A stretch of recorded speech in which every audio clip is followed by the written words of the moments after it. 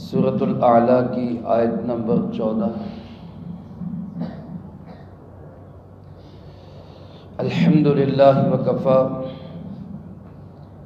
وسلام علی عبادہ الذین اصطفی، خصوصاً علی سید الرسل وخاتم الانبیاء وعلی آلہ واصحابہ الاتقیاء۔ اما بعد فاعوذ باللہ من الشیطان الرجیم، بسم اللہ الرحمن الرحیم۔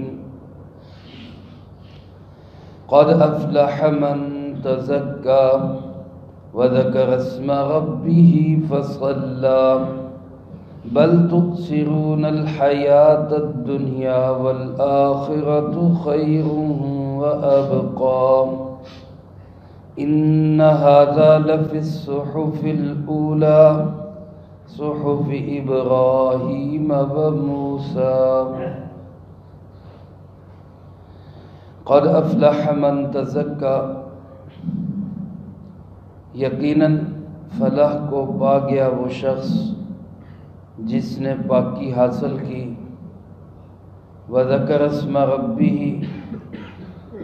اور اپنے رب کے نام کا ذکر کیا، فصلی، پھر نماز پڑھی، بل تؤثرون الحیاۃ الدنیا، بلکہ تم لوگ ترجیح دیتے ہو دنیا کی زندگی کو، والآخرۃ خیر وابقی، جبکہ آخرت بہترین بھی ہے، پائیدار بھی ہے۔ ان ھذا لفی الصحف الاولی، یقیناً یہ بات پہلے صحیفوں میں بھی موجود ہے، صحف ابراہیم و موسیٰ، حضرت سیدنا ابراہیم اور سیدنا موسیٰ علیہم السلام کے صحیفوں میں۔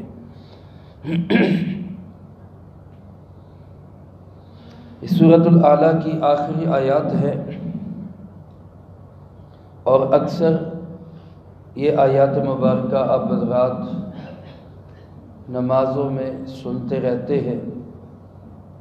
رسول اللہ صلی اللہ علیہ وسلم تو پوری سورۃ اعلیٰ کو اکثر پڑھا کرتے تھے، عشاء کی نماز میں، جمعہ کی نماز میں سورۃ اعلیٰ کی تلاوت فرمایا کرتے تھے۔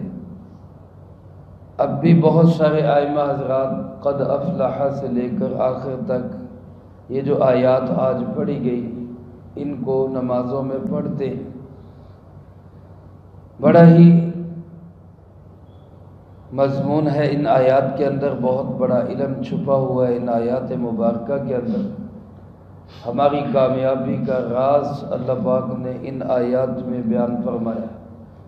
اگر ہم ان کو یاد کریں، ان کو اپنے پیش نظر رکھیں، تو دنیا آخرت کی کامیابیاں اللہ ہمارے قدموں میں ڈالے۔ اللہ رب العالمین ارشاد فرماتے، قد افلح من تزکا، یقیناً وہ شخص کامیاب ہو گیا۔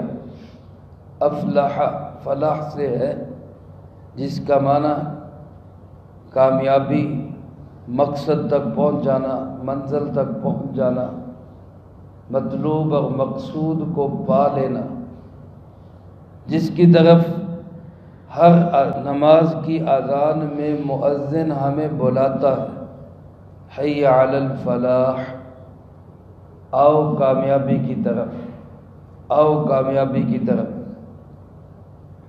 وہ فلاح کس چیز سے ملے گی؟ اس کے لیے اللہ رب العالمین نے 3 اصول یہاں بیان فرمائے۔ 3 باتیں جس شخص نے اپنے اندر پیدا کر لی وہ شخص کامیاب ہو گیا، اور ان 3 باتوں کو پیدا کرنے کے راستے میں رکاوٹ جو ہے وہ ایک چیز ہے، وہ بھی اللہ پاک نے بتا دی۔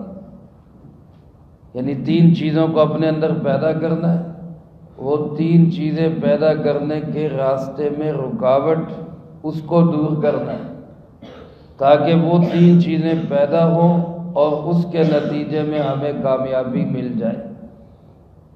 اللہ پاک ہم سب کو یہ باتیں سمجھنے کی اور پھر ان کو زندگی میں لا کے دوسروں تک پہنچانے کی بھی توفیق نصیب فرمائے۔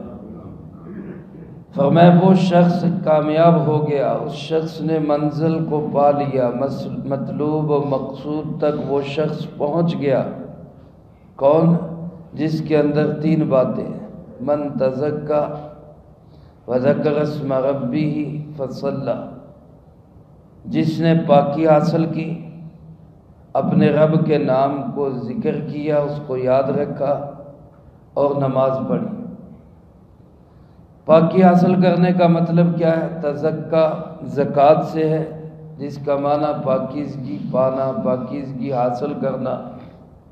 زکوٰۃ کو بھی زکوٰۃ اس لیے کہتے ہیں کہ جب انسان مال کی زکوٰۃ دے دیتا ہے تو اس کا بقیہ مال پاک ہو جاتا ہے، حلال مال ہو تو۔ یاد رکھیں، حرام مال سے زکوٰۃ دے کے حرام مال پاک نہیں ہوتا۔ حلال مال جس میں کچھ نہ کچھ آمیزش نہ چاہتے ہوئے بھی غیر ارادی طور پر 100% احتیاط کے باوجود بھی کچھ نہ کچھ کمیاں رہ جاتی ہیں، زکوٰۃ دینے سے وہ کمیاں دور ہوتی ہیں۔ جو جان بوجھ کے حرام کمائی کی ہو، رشوت لی ہو، فراڈ کیے ہوں، لوگوں کا مال ہڑپ کیا ہو، اور پھر بندہ کہے زکوٰۃ دے کے مال پاک ہو گیا، تو بکری پر، چوری کی بکری پر بسم اللہ کیا پورا قرآن بھی بندہ پڑھ دے، وہ پھر بھی حلال نہیں ہوتی۔ جو چیز حرام ہے وہ حرام ہی ہے۔ حلال مال میں میل کچیل کو دور کرنے کا ذریعہ زکوٰۃ ہے۔ زکوٰۃ کا معنی پاکیزگی۔ یہاں تزکا سے مراد کامیاب ہو گیا وہ شخص جس نے پاکی حاصل کی۔ علماء نے لکھا ہے اس میں عقیدے کی پاکی سب سے پہلے ضروری ہے۔ عقیدہ پاک، عقیدے کے اندر کفر، شرک، گمراہی، اس کی ملاوٹ نہ ہو۔ اگر عقیدہ پاک نہیں ہے تو باقی پاکیاں ساری بیکار ہیں۔ سب سے پہلے عقیدے کا پاک ہونا ضروری ہے، اور عقیدے میں سب سے بنیادی عقیدہ توحید ہے۔ اللہ ایک ہے، اس کا کوئی ساجی اور شریک نہیں۔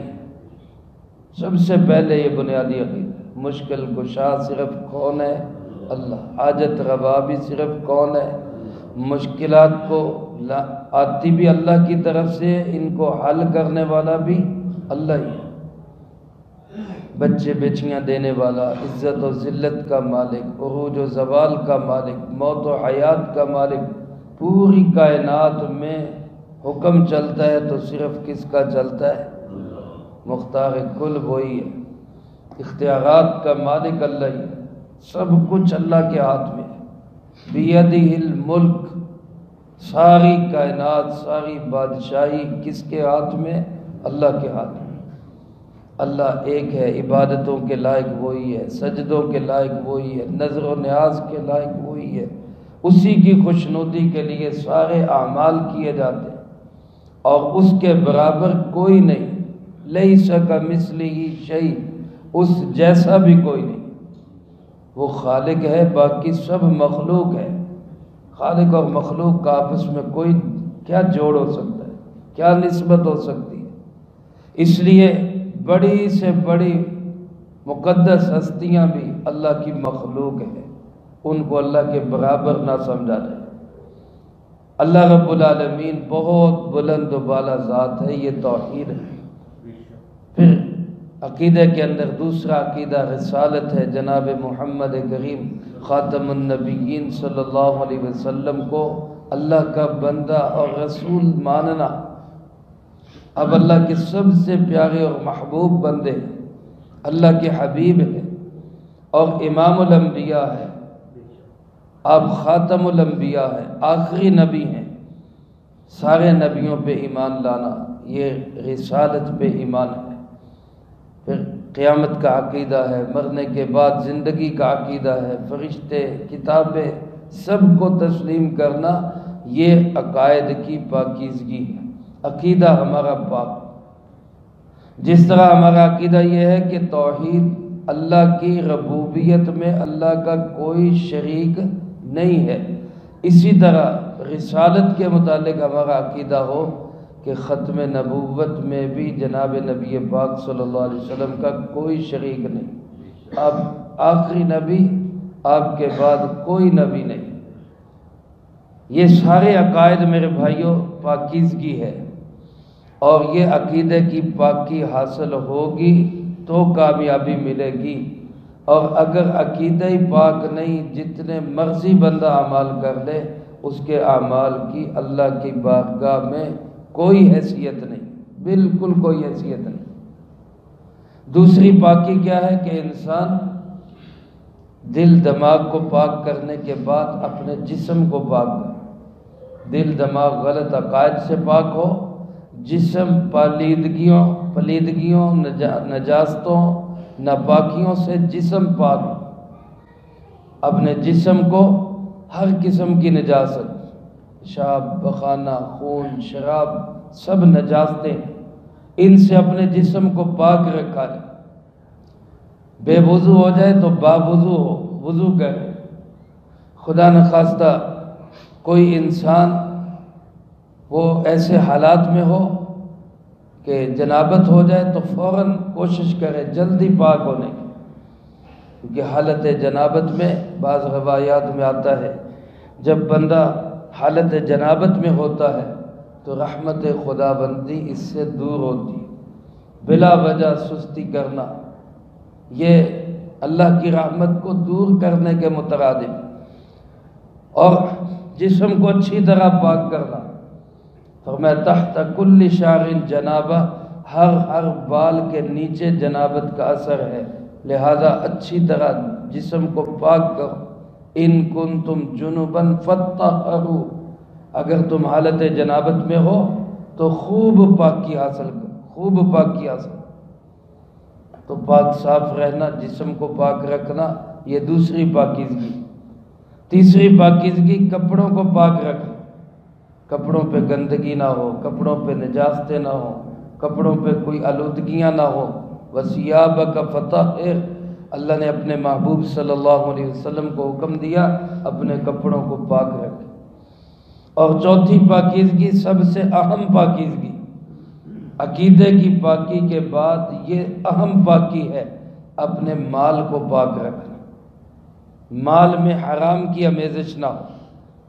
جس مال کے اندر حرام کی آمیزش ہو گئی، رشوت ہے یا اسی طرح پرائز بانڈ ہے، سود ہے، کسی کا حق مارا ہے، ملازم ہے تو ڈیوٹی صحیح نہیں کر رہا، یا بے ایمانیاں کر رہا ہے، ناپ تول میں کمی کر رہا ہے، چیز کوئی دکھا رہا ہے، دے کوئی رہا ہے، کسی بھی اعتبار سے حرام مال اگر ہمارے مال میں شامل ہو رہا ہے تو اس حرام مال سے کھائی ہوئی غذا کا اثر یہ ہوگا کہ یہ جسم جہنم کے زیادہ قابل ہوگا، یہ جہنم کے لائق۔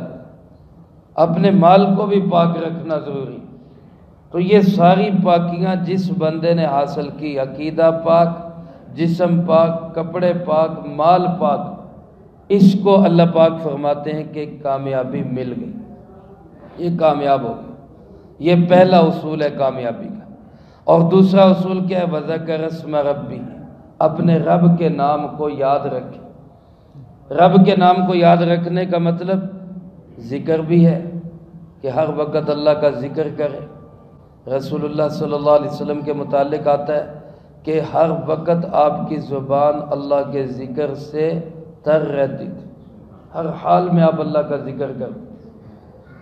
ایک حدیث پاک میں ایک صحابی نے پوچھا اللہ کے محبوب صلی اللہ علیہ وسلم کوئی عمل ارشاد فرما دیں، تو آپ نے ارشاد فرمایا کہ اپنی زبان کو اللہ کے ذکر سے ہر وقت تر رکھو، زبان پہ ہر وقت اللہ کا نام رہے۔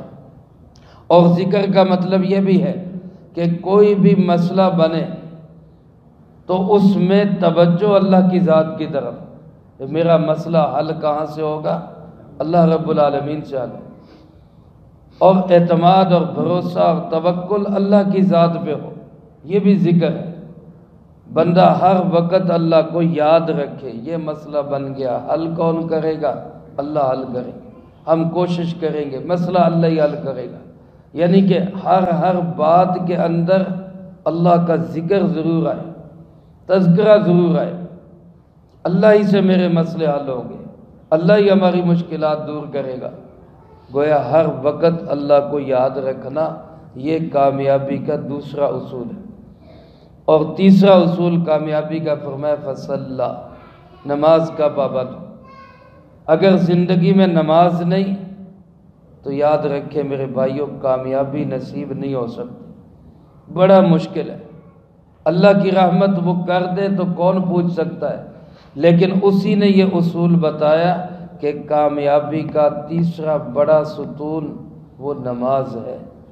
ہر اذان میں مؤذن اسی کی طرف بلاتا ہے، حی علی الفلاح، آؤ فلاح کی طرف، فلاح کا دروازہ کھل رہا ہے۔ نماز کی ہمارے دل میں اتنی اہمیت ہو کہ ہمیں یعنی دل کو ایک کڑن لگی ہو کہ کب اذان آئے، کب جو ہے وہ اللہ کا بلاوا آئے اور میں مسجد کی طرف جاؤں۔ اس انداز سے نہ ہو کہ یار ہن پڑھنی پینی ہے، یہ جو ہے نا کہ بعض اوقات بندہ پڑھنی پینی ہے، یہ بڑا اوقا، یہ ٹھیک نہیں ہے۔ رسول اللہ صلی اللہ علیہ وسلم نماز کا وقت ہوتا تو حضرت بلال رضی اللہ تعالیٰ عنہ سے کیا فرماتے؟ ارحنی یا بلال، او بلال اٹھو، اذان دے کے مجھے سکون پہنچا، مجھے راحت پہنچا۔ یعنی نماز میں راحت ہے، نماز میں سکون ہے، نماز میں اطمینان ہے، نماز آنکھوں کی ٹھنڈک ہے۔ تو دل کرے کہ کب منادی آواز لگائے، پکارے، اللہ کی طرف بلائے اور میں بھاگا دوڑا چلا جاؤں۔ اب یہ تین چیزیں حاصل کیسے ہوں گی؟ عقیدہ پاک، عمل پاک، پاکیاں کیسے حاصل ہوں گی؟ پھر اللہ کا نام ہر وقت کیسے رہے گا؟ اور نماز کیسے ہماری زندگی میں آئے گی؟ اس کے لیے ایک چیز کو صرف چھوڑنا ہوگا، اور وہ کیا ہے کہ دنیا کو پیچھے ہٹانا ہوگا، آخرت کو سامنے رکھنا ہوگا۔ اللہ پاک فرماتے ہیں لوگ ان چیزوں کو چھوڑ کیوں دیتے ہیں؟ یہ اصول کامیابی کے چھوڑ کیوں دیتے ہیں؟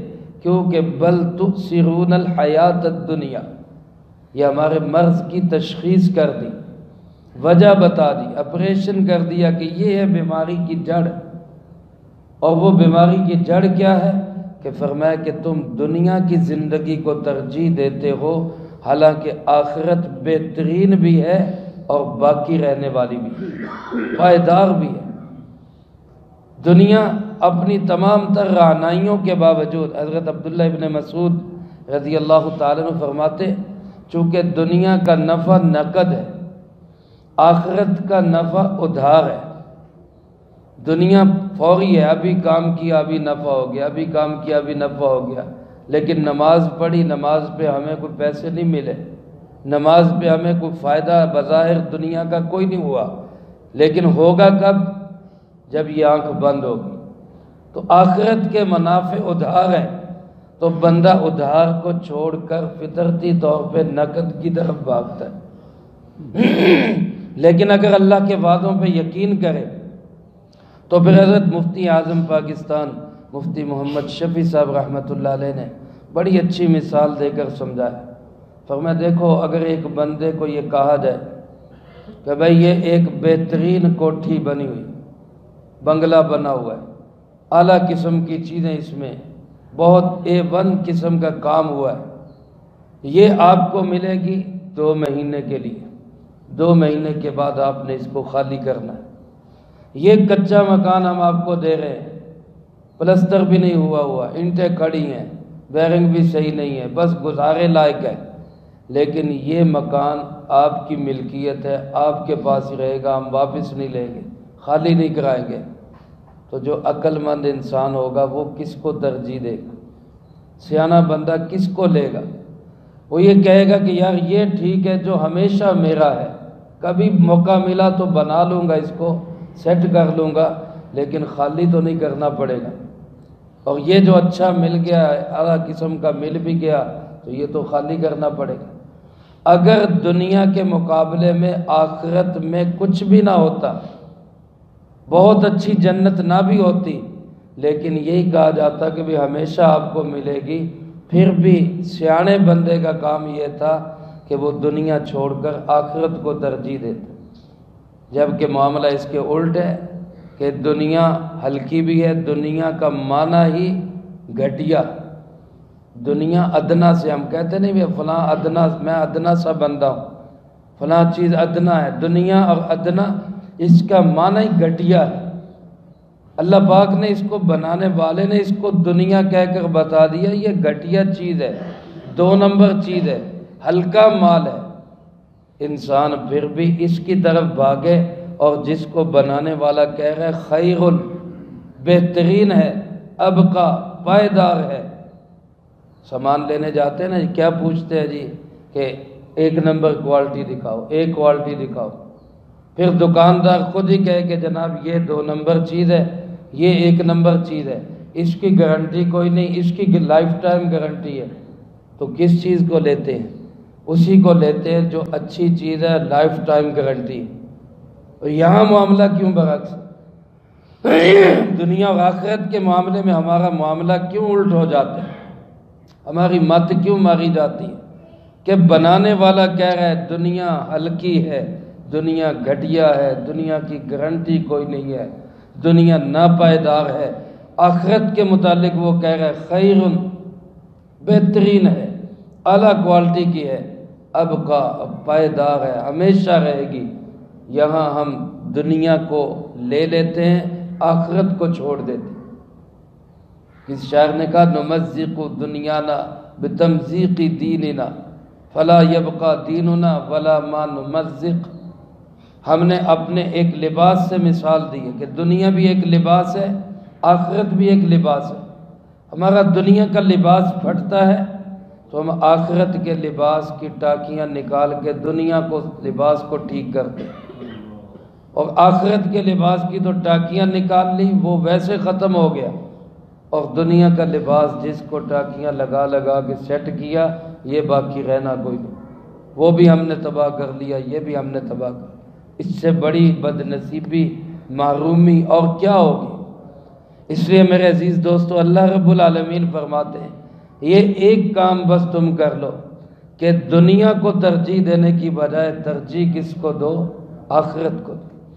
جب بھی کسی بھی چیز کا ہمارے سامنے نفع یا نقصان آئے، اب دکاندار دکان پہ بیٹھے، اذان کی آواز آ رہی ہے، ادھر گاہک لگے ہوئے، ٹائم لگا ہوا ہے، ادھر اذان کی آواز آ رہی، یہاں تھوڑی دیر کے لیے اتنا سوچے میری دنیا کا فائدہ کس میں اور آخرت کا فائدہ کس میں، تو دل ہی کہے گا کہ یار دکان چھوڑو، مسجد میں چلو۔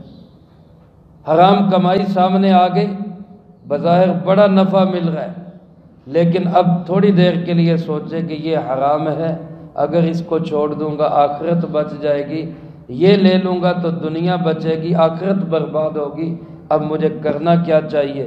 وہاں دل، ضمیر، مطمئن ضمیر، اندر کا مفتی یہ فتویٰ دے گا کہ حرام کو چھوڑ دو، اپنی آخرت بچا۔ صرف ایک کام ہم نے کرنا ہے، ہر چیز سے پہلے اس چیز کو سوچنا ہے کہ میری دنیا کا نفع کس میں ہے، میری آخرت کا نفع کس میں۔ دنیا کا نفع برباد ہوتا ہے، ہو جائے، آخرت کا نفع خراب نہ ہو، بس پھر ساری مسئلے جو ہے نا وہ حل ہو جائے۔ اور اسی وجہ سے غالباً رسول اللہ صلی اللہ علیہ وسلم نے ارشاد فرمایا حب الدنیا رأس کل خطیہ، دنیا کی محبت ہر برائی کی جڑ ہے، ہر برائی کی جڑ ہے۔ اور گھروں میں فساد، بھائیوں کی بھائیوں سے لڑائی، میراث کے جھگڑے، اور جناب آپس میں بے اعتمادیاں، یہ سب کس لیے ہے؟ انفرادی طور سے لے کر اجتماعی طور پر ہمارے ملک کا سب سے بڑا مسئلہ بھی دنیا کی ہوس ہی بنی ہوئی۔ اللہ ہمیں اس سے محفوظ فرمائے۔ تو کامیابی کے یہ 3 اصول تب زندگی میں پیدا ہوں گے جب اس ایک چیز کو ہم چھوڑ دیں گے، دنیا کو چھوڑ دیں گے، آخرت کو سامنے رکھیں۔ اور اللہ پاک فرماتے ہیں یہ مضمون صرف قرآن کریم کا نہیں، یہ مضمون پہلے صحیفوں کا بھی ہے۔